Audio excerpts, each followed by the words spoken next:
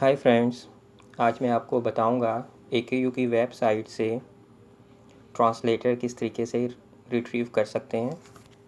आपको browser open करना है, वहां जाके portal.aku.edu मेंशन करना है।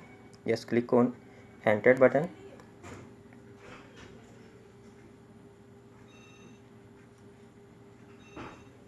AKU का मेन वेब पेज ओपन हो गया है। ये 3 लाइन बनी है, इनको क्लिक करें।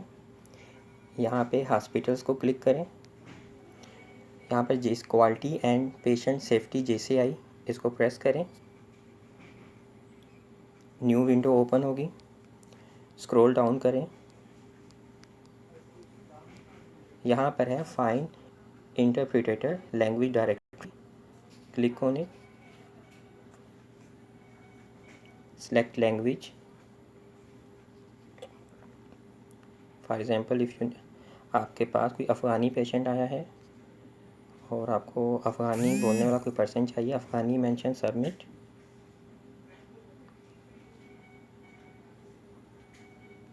No data found,